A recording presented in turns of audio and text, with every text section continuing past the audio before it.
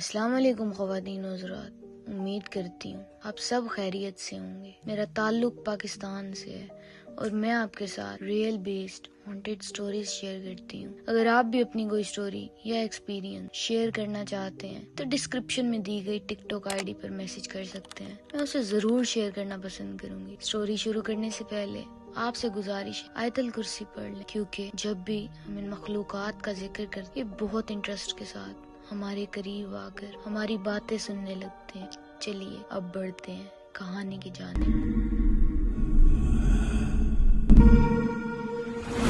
آج کی کہانی ایک ایسی عورت کے بارے میں ہے جس کا نام سنتے ہی لوگوں کے دل میں عجیب سی بے چینی اور کنفیوژن جاگ جاتی ہے۔ عافیہ صدیقی ایک ایسا نام ہے جسے کچھ لوگ جینیس مائنڈ کہتے ہیں اور کچھ لوگ مسٹری وومن۔ کچھ کہتے ہیں کہ ان کی کہانی اتنی الجھی ہوئی ہے کہ سچ کو پہچان پانا بہت مشکل ہو جاتا ہے۔ عافیہ کا تعلق کراچی سے تھا۔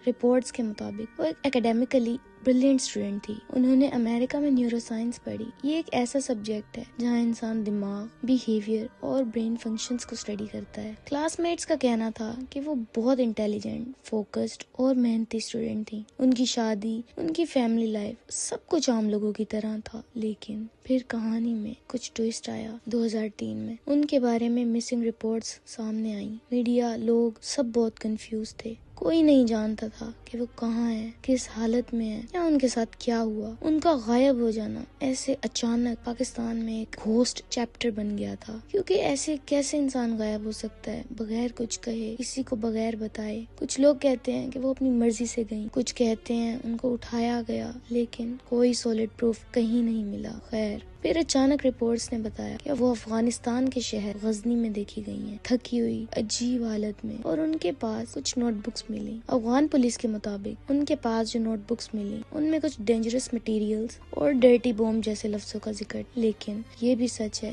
کہ ان نوٹ بکس کلیم کوئی کلیئر پبلکلی ویریفائڈ ثبوت کبھی سامنے نہیں لایا گیا۔ اور سب سے امپورٹنٹ بات، عافیہ صدیق کا academic back ground neuro science تھا۔ ان کا تعلق نیوکلیئر کیمسٹری، ایکسپلوزیوز ڈیزائن یا اس طرح کی کسی ٹیکنیکل فیلڈ سے نہیں تھا، اس لیے یہ دعوے ہمیشہ کنٹروورسی کا حصہ رہے۔ ان کے بارے میں دونوں طرف سے بالکل مختلف قصے سنائے جاتے ہیں۔ ایسا کہیں کچھ نہیں پروف ملا جس سے یہ ثابت ہو کہ نوٹ بکس میں کچھ غلط تھا، اور سچ آج تک انکلیئر ہے۔ دوستوں، غزنی پولیس نے ان کو کسٹڈی میں لے لیا اور پھر چھوٹا سا کمرہ جہاں سے ساری مسٹری شروع ہوتی ہے۔ اب بڑھتے ہیں اس کی طرف۔ یو ایس اتھارٹیز کا کہنا ہے کہ جب وہ عافیہ کے روم میں گئے تو وہاں ایک عجیب ماحول پیدا ہوا۔ انہوں نے کہا کہ عافیہ نے رائفل اٹھائی اور ان پر فائر کرنے کی کوشش کی۔ یہ انسیڈنٹ کیس میں ایک سینٹرل پوائنٹ بن گیا، اور اس وقت کی ٹینشن اور کنفیوژن کی وجہ سے یہ سین آج تک لوگوں کے ذہن میں ایک ڈارک مسٹری کی طرح زندہ ہے۔ دوسری طرف اس کا جواب ہمیشہ یہ رہا کہ کوئی کلیئر ثبوت کبھی پبلکلی سامنے نہیں آیا، اور یہ انسیڈنٹ اب تک ایک انسولوڈ مسٹری کی طرح ہے۔ ایک ہی سین لیکن دو الگ کہانیاں، اور اس کمرے میں چھپا راز آج بھی ایک راز ہے۔ اس کے بعد کیس امریکہ گیا، وہاں ٹرائل ہوا۔ عافیہ کو ایک ہائی سیکیورٹی سیل میں رکھا گیا، ایک چھوٹا سا کمرہ جہاں ہر دیوار اور ہر کونا چھپ کر ان کو آبزرو کر رہا تھا۔ سیل اتنا چھوٹا تھا کہ صرف بیٹھنا اور تھوڑی دیر کھڑے رہنا ہی ممکن تھا۔ روشنی کم، ہوا بند، اور عافیہ اکیلی۔ رپورٹس کے مطابق ان کو 86 ایئرز کی سزا ملی تھی۔ کورٹ ڈاکیومنٹس اور نیوز رپورٹس کے مطابق سزا کے پیچھے یو ایس آفیسرز پر اٹیک کا کیس اور ان کے نوٹ بکس کا رول انکلوڈ تھا۔ ان کی ایج بڑھتی ہی جا رہی ہے اور زندگی اسی سیل میں دب کر رہ گئی ہے۔ ان کی کہانی ایک اولڈ مسٹری کی طرح وہیں کی وہیں جم گئی، اور آج بھی عافیہ اسی سیل میں ہے۔ سب سے بڑی بات یہ نہیں کہ ان کو کس بیس پر جیل میں رکھا گیا، بلکہ یہ کہ ان چارجز کا کلیئر پروف پبلک لیول پر کبھی اوپنلی سامنے نہیں دکھایا گیا۔ اس لیے یہ کیس لوگوں کی نظر میں ایک انسولوڈ پزل بن گیا ہے۔ آج تک عافیہ کے کوئی پروف سامنے نہیں آئے۔ آج بھی ان کی کہانی، ایک مسنگ چیپٹر، ایک کنٹروورشل انسیڈنٹ اور ایک سائلنٹ سیل مل کر ایک ایسی ڈارک مسٹری بناتے ہیں جسے دنیا بھر میں لوگ الگ نظریوں سے دیکھتے ہیں، اور آج بھی اس کا نام سنتے ہی لوگوں کے ذہن میں سوال اٹھے ہیں۔ ایک عورت جو ایک سائنٹسٹ تھی، ایک کنفائنڈ سیل میں سالوں زندگی گزار رہی ہے، اور ہر لمحہ، ہر خاموشی ایک ادھوری کہانی کی گنگناہٹ بن گئی۔ کیا سچ کبھی سامنے آئے گا؟ کیا جو رپورٹس اور کلیمز ہیں ہیں وہ واقعی ریالٹی کو ریفلیکٹ کرتے ہیں؟ یہ سوال لوگوں کے ذہن میں گھنٹوں تک گونجتا ہے اور کہانی اب بھی ڈارک مسٹری کی طرح زندہ ہے۔ خیر، دعا کرتے ہیں کہ ہر انسان کو انصاف ملے اور ہر مشکل وقت میں سب کے لیے رحمت اور ہمت ہو۔